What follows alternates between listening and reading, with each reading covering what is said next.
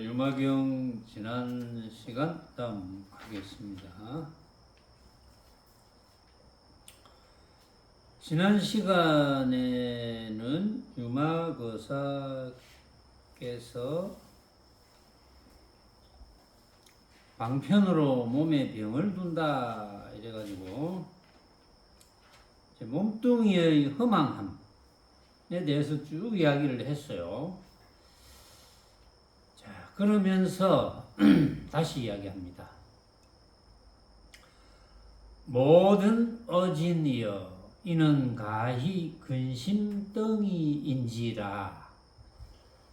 마땅히 부처 몸을 즐길지니 어떠한 바로서인가 부처 몸이란 곧 법신이라 한량없는 공덕지혜로 쫓아나며 개정해 해탈과 해탈직연으로 쫓아나며 자비희사로 쫓아나며 거시지계 인욕유화와 근행정진 선정 해탈삼매와 다문지혜와 모든 바람일로 쫓아나며 방편으로 쫓아나며 육통으로 쫓아나며 삼명으로 쫓아나며 37도품으로 쫓아나며 지관으로 쫓아나며 심력사무외 등 18불공법으로 쫓아나며 일체불선법을 끊고 일체선법을 모음으로 쫓아나며 진실로 쫓아나며 방위를 하지 않음으로 쫓아나며 이렇듯이 한량없는 청정법으로 쫓아 열의 몸은 나느니 모든 어진이여 부처 몸을 얻어서 일체의 중생병을 끊고자 할진된 마땅히 안욕따라 삼맥삼보리심을 낼지니라.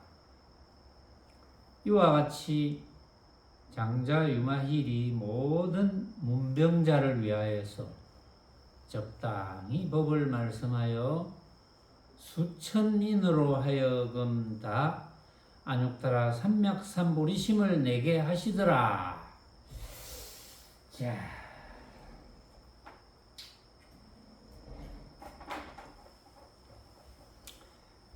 어쨌든 이제 문병 오는 사람들에게 몸뚱이의 허망함, 몸이 아프다 이랬기 때문에 문병을 오잖아요. 그래서 막 몸뚱이 참 이리저리 허망함을 이야기했어요. 그래서 몸뚱이는 가히 근심덩이다. 근심.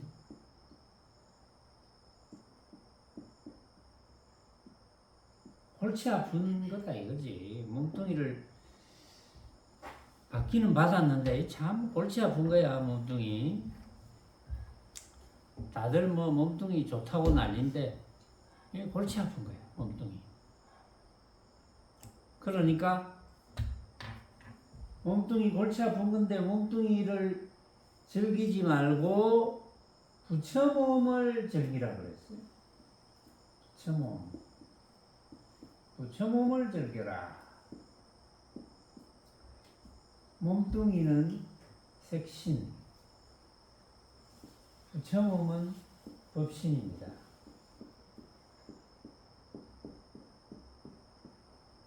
부처 몸을 즐겨라. 이래 놓으면 또 부처 몸에 대해서 다들 한 생각을 일으킬 것 같아서 좀 자세히 한번 봅시다. 마땅히 부처 몸을 즐길지니 어떠한 바로서인가 부처 몸이란 곧 법신이라. 이 부처 몸이 그러면 법신인데 어디서 나오느냐? 한량없는 공덕지혜로 쫓아난다. 한량없는 공덕지혜가 어떤 겁니까? 부처 몸은 한량없는 공덕지혜로 쫓아나옵니다. 한량없는 공덕지혜를 간단하게 이야기하면 중도죠. 부처님의 중도법에서 나온다.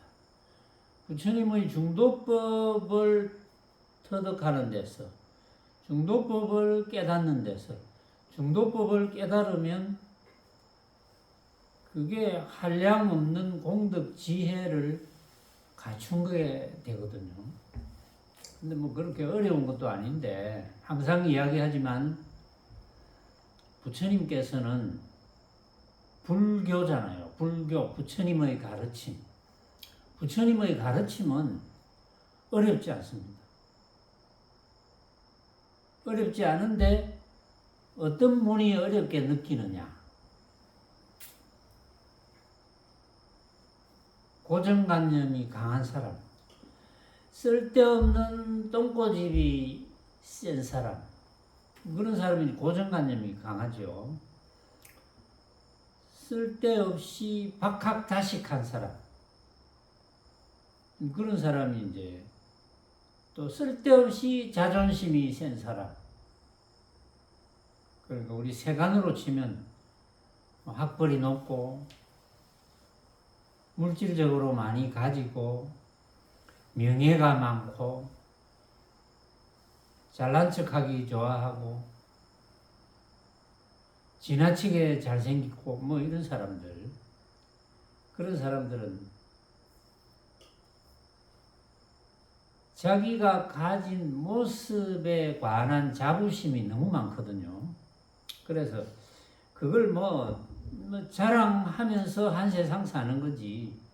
그러니까 고정관념이 얼마나 세겠습니까? 그걸 가지고 자랑하면서 사니까 한 세상. 그런 사람은 부처님의 중도법문을 알아듣기가 힘듭니다. 알아들을 수 있긴 있겠지만 그걸 버리거나 그것을 자랑하던 것을 멈추면 부처님의 중도법을 터득할 수는 있겠지. 언젠가는.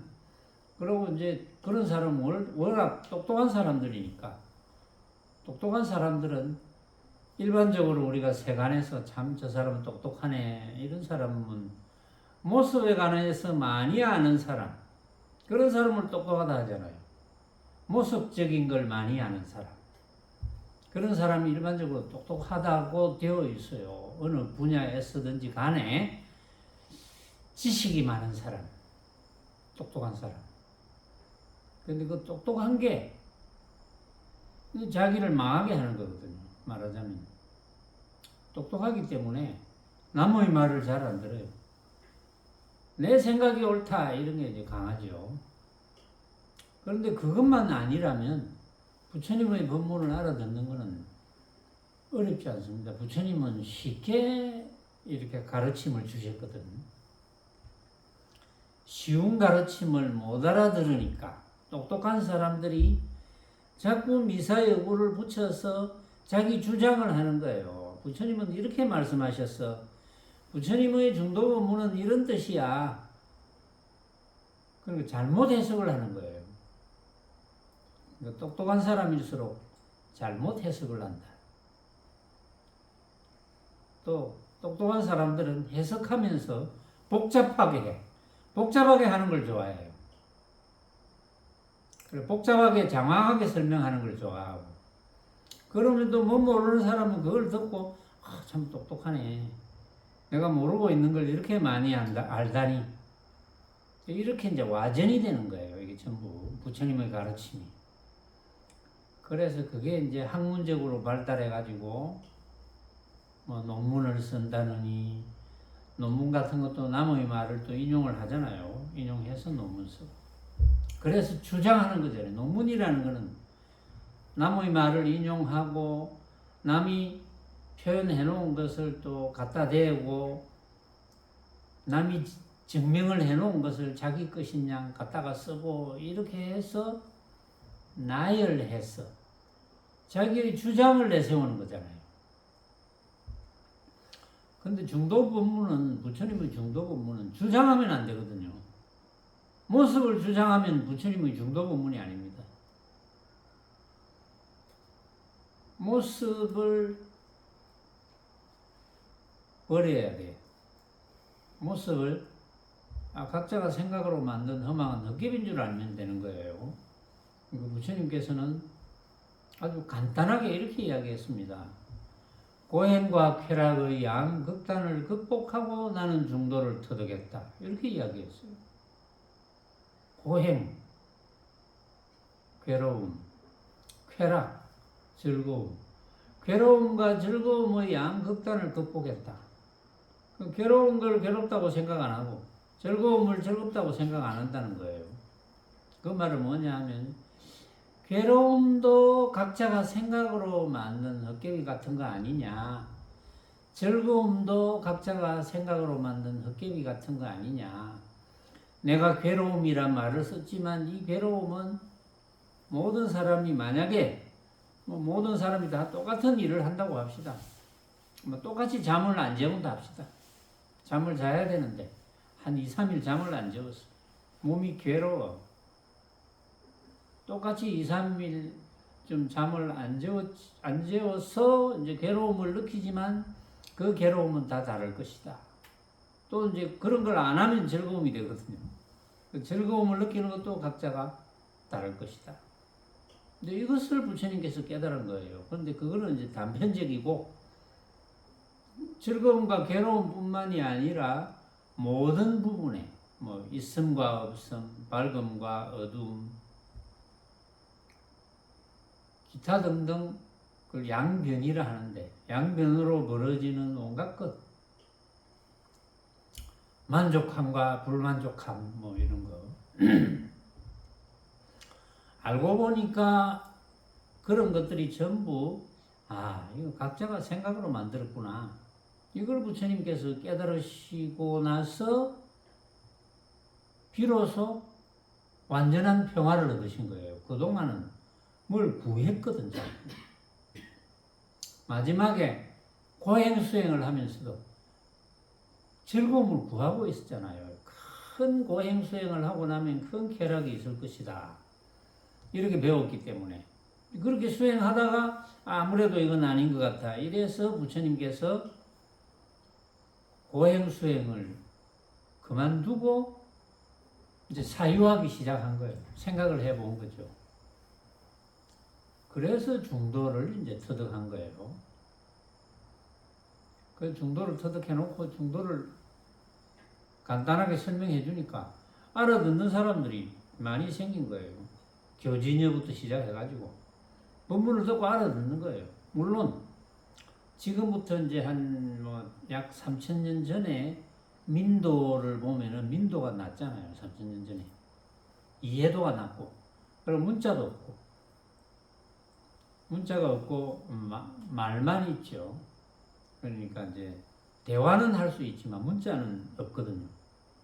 그러니까 이제 이 전하는 것도 쉽지는 않을 것 같아요. 문자가 없으니까 기록을 해놓고 제자들도 부처님 말씀 그래 요거 중요한 거 적어놓고 요것도 이제 생각해보자 이게 아니고 그냥 듣는 것으로 끝이거든요.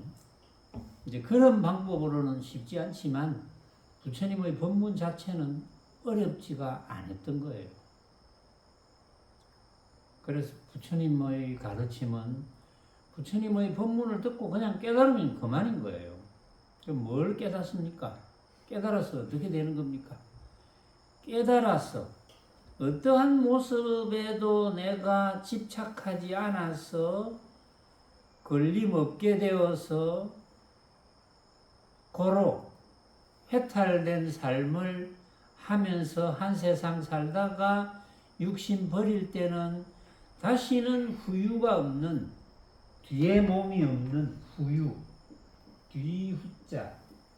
뒤후자에 있을 유자 후유가 없는 다시는 태어남이 없는 열반에 들어야 된다. 근데 이 이야기를 이제 들으면 일반 사람들은 조금 이해하기가 조금 힘들 수도 있어요. 아이고 태어나서 온갖 즐거움을 누리면서 살아야 되는데 태어나지 말아야 된다니 이렇게 착각할 수도 있거든요. 근데 태어나면 어쨌든 즐거움보다는 괴로움이 훨씬 많습니다. 즐거움이 10%라면 괴로움은 90%거든요.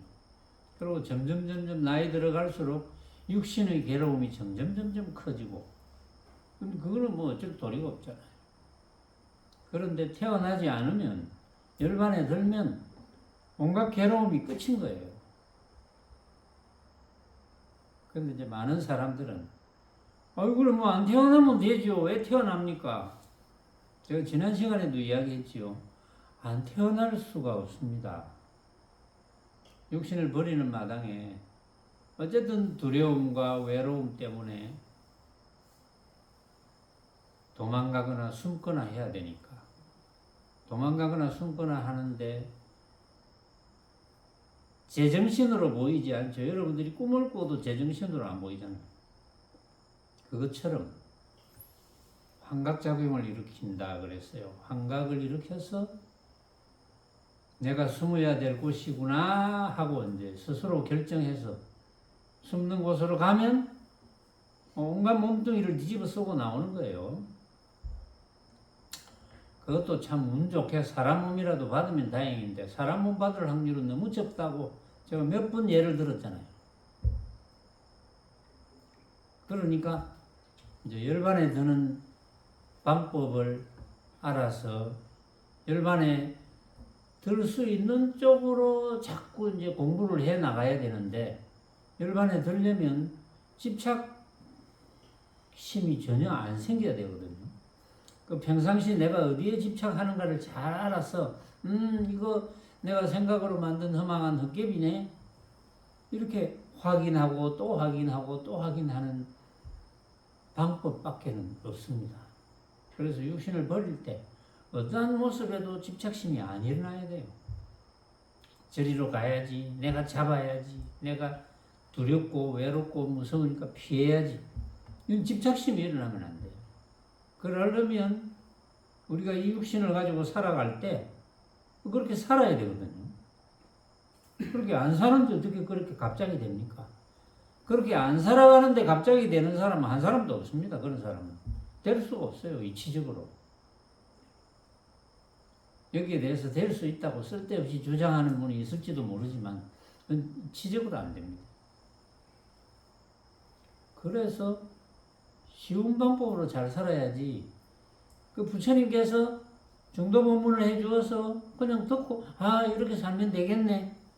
그래서 이제 훈련을 하는 거예요. 부처님 당시는 다 같이 모여가지고 또 가만히 있기도 하고 또 부처님이 때로는 뭐 이렇게 숨 쉬는 법도 좀 가르쳐 주시기도 하셨지만 그건 궁극적인 게 아닙니다. 그거는 방편으로 슬쩍슬쩍 이야기하셨지. 결국은 모습이 허망하다는 것을 자꾸 말씀해 주시고 그걸 스스로 확인하고 계속 확인해서 끄달림이 없도록 스스로 만드는 것. 그걸 이제 가르쳐 주셨거든요. 이제 이것을 단박에 치는 법, 돈법이라고 합니다. 이 돈법이 결국은 6조 해능대사까지 전수가 되었어요. 그런데 이제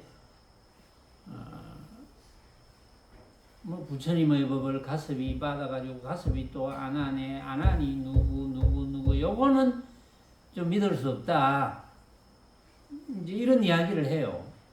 뒤에 이제 학자들이 조사를 해보니까 요거는 중국에서 좀 조작한 것 같다.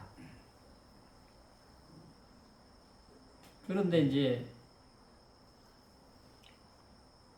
그 초기 경전들을 보면 부처님이 꼭 가섭 존자에게만 전수한 건 아닙니다.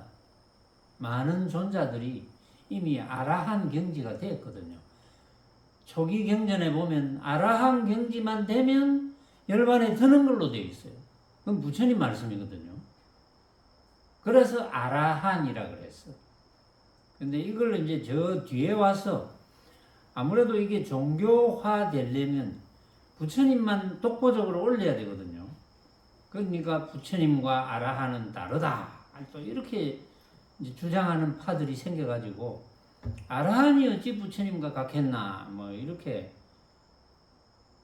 되어서 그것을 신봉하는 무리들이 생기고 그래서 오히려 부처님의 중도법을 깨닫기가 어렵게 만드신 거예요. 말하자면. 그래서 여러분들은 공부 잘 하셔야 돼요. 뭐 여러분들은 대부분 부처님의 중도 법문을 알아듣는다고 생각하니까 뭐 그대로 이제 밀고 나가면 되거든요. 자, 다시 본문으로 들어가면 부처몸을 즐겨라. 부처몸이란 곧 법신이라고 했는데 이거는 한량없는 공덕지혜로 쫓아난다 그랬잖아요. 그러니까 중독법에서 쫓아나오는 거예요. 한량없는 공덕지혜를 갖춘다는 것은 부처님의 중도부문을 알아듣는다 이거거든요. 또 개정해 해탈과 해탈직연, 개정해 해탈, 여기 해탈이 바로 나와요. 또 해탈직연, 왜 직연이란 말을 쓰느냐? 내가 해탈했네. 여기 아는 지혜를 해탈직연이랍니다. 그렇지. 나는 이미 해탈됐어. 스스로 안다고 그랬어요. 부처님께서. 초기 경전에 보면 중도 법문을 깨닫고 해탈이 되면 스스로 안다고 그랬어요. 그럼 자기가 알지 누가 알겠어요? 그렇잖아요. 남이 어떻게 합니까? 그 사람도 내 모습을 보고 판단하는데, 저 사람 해탈된 줄 알았는데 안 된 것 같네. 그 지가 어떻게 합니까? 지가 해탈돼 봐야 아는 거지. 지가 지를 알지 누구 알겠어요? 그래서 해탈직연으로 나오고 자비희사로 쫓아 나오고, 이건 지난번에 했어요. 사무량심. 요게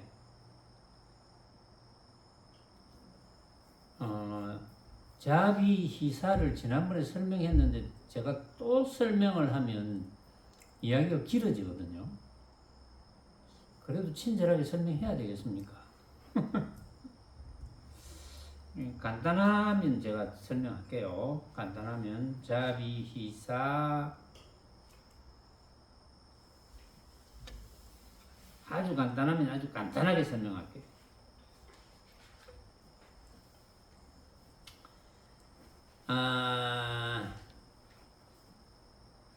사무량심이라 하거든요. 자비희사.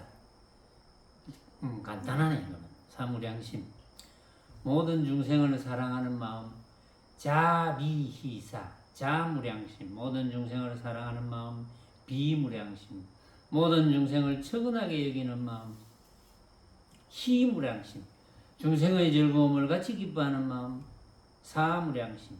모든 중생을 평등하게 대하는 마음, 이게 이제 자비희사. 그렇게 해야 중도를 터득한다 이거거든요. 거기에 대해서 조금 더 자세히 알고 싶다 이런 분은 제가 친절히 앞에 있는 거 다 찾아놨어요. 8월 23일 유마경 법문을 찾아보시면 됩니다. 누구라도 여기에 대해서 더 자세히 알고 싶다. 8월 23일 법문을 찾아보세요. 제가 이렇게 친절합니다. 저를 참 친절하다고 하는 경우가 있는데, 요거는 제가 사석에서 이야기해 드릴게요.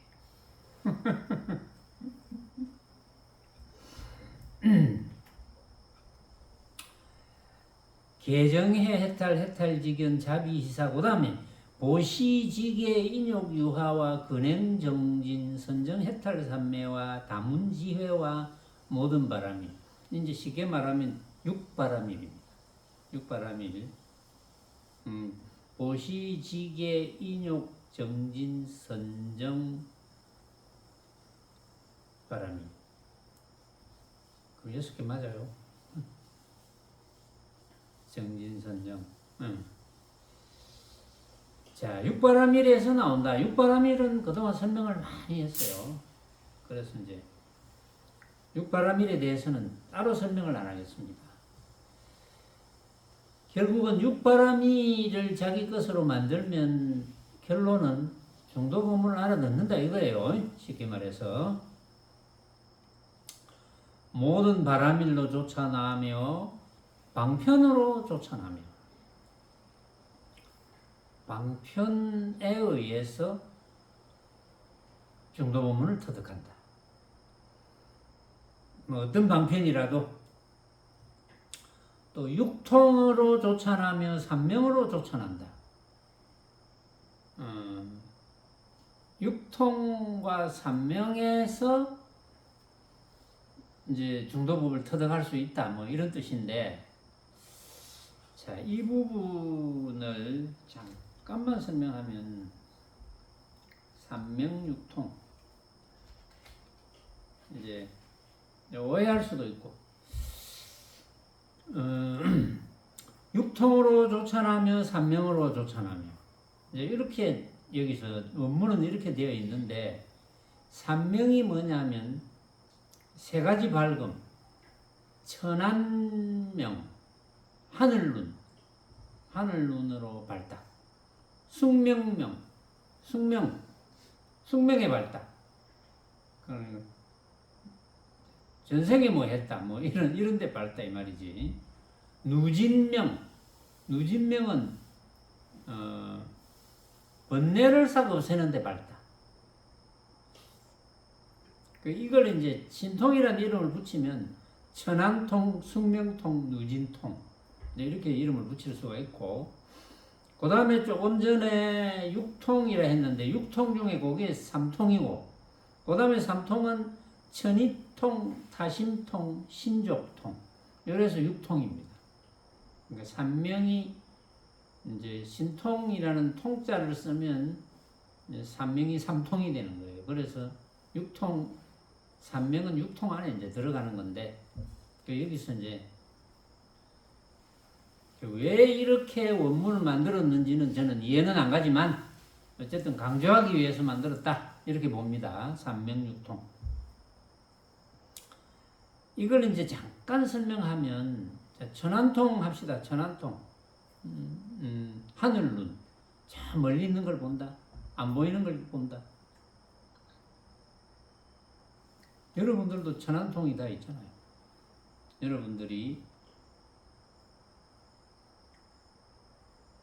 일본 도쿄라는 데를 가봤거나, 일본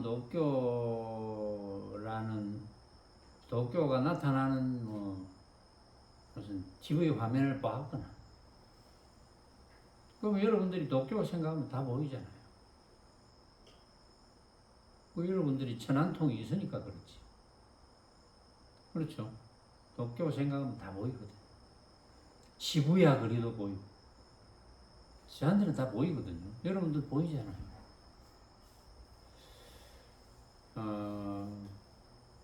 근데 문제는, 자, 천안통으로 우리가 그 도쿄를 생각해서 본다 합시다. 그럼 보는 대상이 뭡니까? 허망한 모습이잖아요. 그 허망한 모습을 봐서 뭐 할 건데? 응? 부질없이. 허망한 모습을 봐서 뭐 할 거야? 그게 아무리 잘 보인들 뭐. 숙명통, 전생을 본다. 누구 전생을 본다.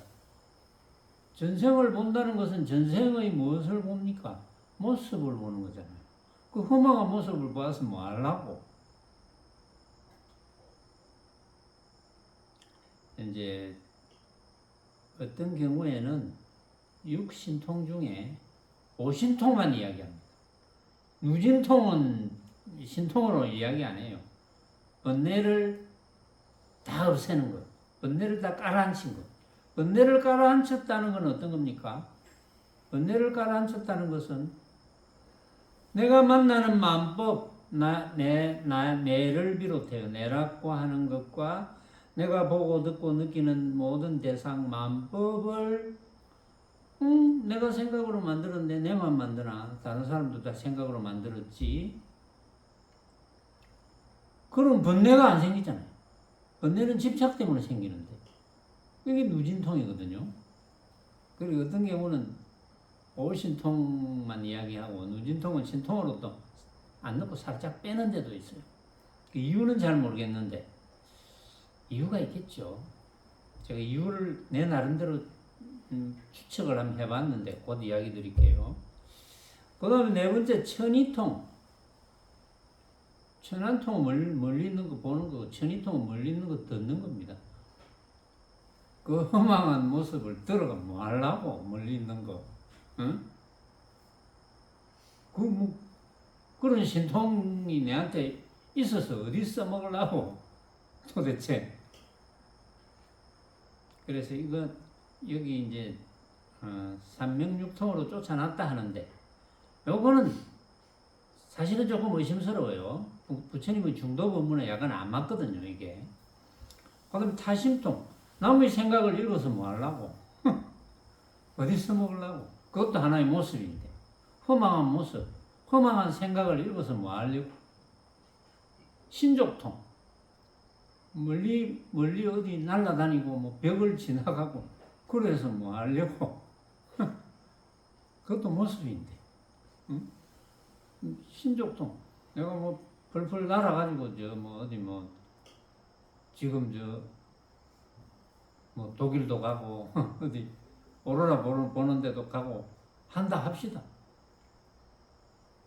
그래봤자 내가 관찰하는 거는 허망한 모습밖에 더 됩니까? 물론 이제 오신통을 가져서 남보다 더 잘 허망한 내가 생각으로 만든 허망한 헛개비를 잘할 수 있게 하기 위해서 그거는 말이 돼요. 그거는 부처님이 중도법에 맞거든. 내가 그런 신통을 가지고 있어서 내가 이렇게 신통을 가지고 있어도 이런 신통을 가지고 있어도 이런 신통을 사용해서 보여줄 때 이것도 허망한 모습 아니냐라고 어리석은 사람들에게 가르쳐 줄 수 있는 방편이라면 그거는 말이 돼요. 그거는 중도 법문이 되니까. 안 그러고 그걸 자랑한다면 그건 말이 안 되잖아요. 그건 부처님 중도 법문이 아니거든요. 말도 안 되는 소리지. 자, 그런데 부처님께서 초기 경전들에 보면 초기 요즘 니까야라고 하는 것, 아함경계통 이런 초기 경전에 보면 굉장히 신통 이야기에 대해서 언뜻 한 말씀 하시면서 굉장히 주의해야 된다. 수행하다 보면 남보다 그런 조금 보는 능력, 듣는 능력 뭐 이런 게 나타나는 수도 있어요. 사람에 따라서 다 달라요. 근데 그거는 정말 주의해야 된다고 해요. 부처님께서. 조심해야 된다. 그러면서 부처님께서 강조를 합니다. 진짜 신통은 교계 신통이다 그래요. 교계 신통. 교계 신통이 무진통입니다. 응? 교계 신통. 그러니까 중도를 터득하는 신통. 거기 교계 신통이에요. 부처님께서 분명히 말씀을 하십니다. 초기 경전에서. 그 사람들이 이런 이야기는 안 듣고 희한하게 멀리 거 보고 멀리 거 듣는 거 이런 이야기만 들어요. 그게 좀 신기하게 들리거든요. 그러니까 사람들은 얼마나 모습적인 데만 관심이 많느냐. 그래가지고는 부처님의 중도 법문을 못 알아들어요. 자, 그렇게 해야지 삼명육통에서 쫓아난다는 것은 방금 제가 여러분들에게 말씀드린 것처럼 부처님의 중도 법문과 부합이 되어야지 이야기가 되는 거죠. 결국은 부처님의 중도 법문을 깨닫게 되는 거니까. 그 다음에 37도품으로 쫓아나며 37도품이 또 나왔어요. 이건 다 이야기 못합니다. 너무 많아서. 37도품 간단하게 37도품이라는 것이 어떤 것이라는 걸 다시 한번 소개는 해드릴 수 있는데 37도품이 전에도 나왔잖아요. 그래서 37도품에 대해서 제가 자세히 이야기 드렸거든요. 전에. 그러니까 사념처, 사정근, 사신족, 사신족이 사여의족하고 같아요. 오근, 오력, 칠각지, 8정도를 다 합치면 37가지입니다. 거기에 대해서는 제가 상세하게 설명을 했기 때문에 상세하게 설명한 것을 다시 한번 찾아보고 싶소라면 뭘 참고하면 되느냐? 아까하고 똑같습니다. 8월 23일 본문을 참조하시면 됩니다. 8월 23일 본문을 찾아서 37도품에 대해서 자세히 한번 들어보세요. 그래서 여기에서는 자세히 안 하겠습니다. 너무 방대하고 많고 중복되는 느낌이 들어서 좀 다른 이야기도 할 이야기가 너무 많은데 똑같은 걸 자꾸 반복하기는 좀 그렇죠. 그 다음에 37도 품으로 조찬하며 지관으로 조찬하며 관을 거친다. 관찰을 거친다. 관찰을 거치려면 어떻게 해야 됩니까? 내가 관찰하는 대상 만법이 각자가 생각으로 만든 허망한 헛개비 같은 것이네. 환이네. 이렇게 관찰하는 것. 이렇게 관찰하는 것을 거치는 것. 이게 지관이거든. 헛개비 같은 것이네. 이래야 관찰이 거쳐지지요. 지관으로 그렇게 관찰이 거치면 해탈이잖아요. 관찰이 거치면 해탈이니까 부처님의 중도 부분을 터득한 거죠. 그래야 열반에 들 수 있는 겁니다. 또 심력사무회 등 18불공법으로 쫓아나며 18불공법이 또 나오네요. 보니까 18불공법 심력사무회와 이랬는데 심력사무회와가 아니고 심력사무회 등 18불공법. 그리고 18불공법도 전에 제가 이야기를 했어요. 아주 간단하게 설명하면 심력, 사무회, 삼염주, 대비 이걸 합쳐서 18가지 불공법인데 이것은 초기 경전에는 없었습니다. 근데 뒤에 생겨났어요. 초기 경전에 없었다는 이야기를 제가 전에도 말씀을 드렸어요. 물론 나쁜 이야기는 아니니까 소개는 해드리는데 18불공법이 자주 나왔어요. 그 앞에도 뭐 삼염주 이거 다 설명을 한 거예요. 제가 그럼 언제 18불공법이라는 것이 등장했느냐? 이거는 대승불교 이후에 등장했습니다. 그래서 어떻게 보면 대승불교 이후에 등장했다는 것은 부처님을 아라한과 다시 좀 더 구분을 해가지고 부처님만이 터득해서 가지고 계시다는 18불공법이거든요. 그래서 부처님을 월등하게 더 높여서 종교화 시키려고 대승불교 이후에 만들었지 않느냐라는 저의 추측입니다. 혹시 제 추측이 틀렸다 한다면 저보다 더 잘 아시는 분이 저한테 알려주시면 고맙겠습니다.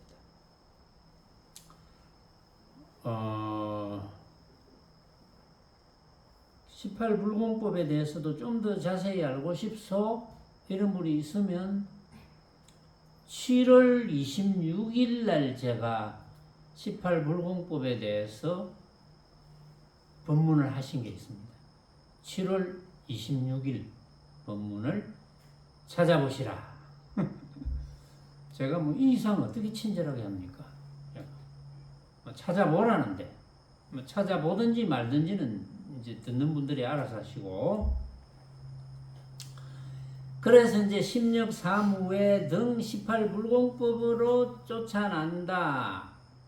부처몸이. 왜 요걸 하면 18불공법을 알고 터득하면 부처님의 중도법을 터득하는 것이 되어서 해탈되어서 열반에 들 수 있다. 이런 뜻이거든요. 또 일체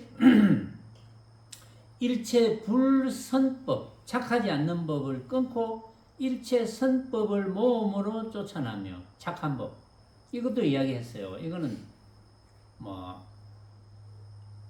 아주 중요한 건 아니지만 착한 법 많죠. 여러 가지. 또 착하지 않은 법, 시기 질투하고 이런 거 쭉 나왔잖아요. 그런 거 하면 안 된다.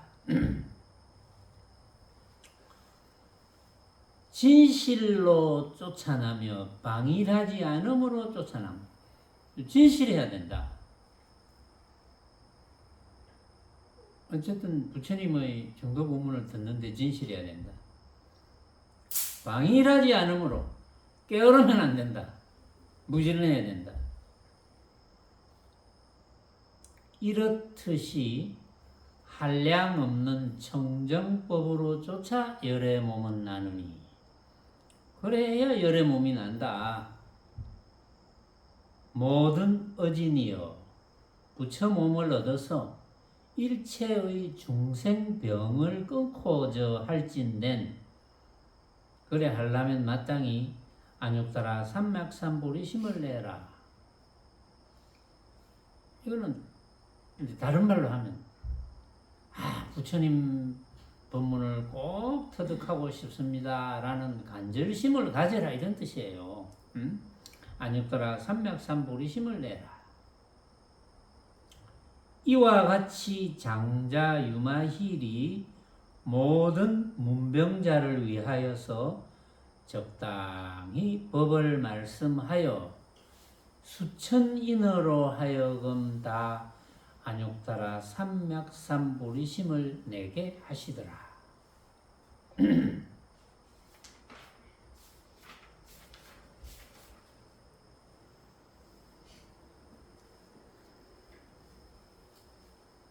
이때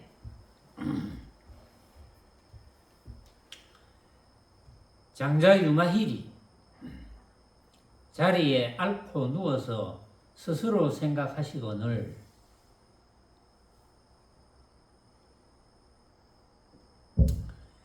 세존의 크신 사랑으로 어찌 불쌍히 여기지 않으시랴더니 부처님이 그 뜻을 아시고 곧 사리불에게 과시되 사리불 자주 나타났죠. 사리불은 지혜 제1인 제자입니다. 지혜 제1이다. 지혜 제1이니까 사리불에게 제일 먼저 이야기했겠죠. 부처님께서 유마거사가 이 몸이 아프다 하고 이 참 수작 아닌 수작을 부리고 있는데 그래 제자들하고 이 문병을 좀 보내보자. 다 뜻이 있을 거다. 이렇게 생각하시고 사리불에게 네가 유마힐에게 나아가 문병 좀 해라 이렇게 이야기합니다. 그러니까 사리불이 부처님께 세존이시여 저는 거기에 나가서 문병함을 감당치 못하겠습니다. 왜 그러냐 하면 두루두루 생각을 한번 해보니까 제가 옛적에 일찍이 숲 가운데의 나무 아래 편히 앉았는데 그때 유마거사가 와서 저에게 말씀하셨습니다. 저 사리불아 반드시 이 앉음만이 좌선이 아니니라.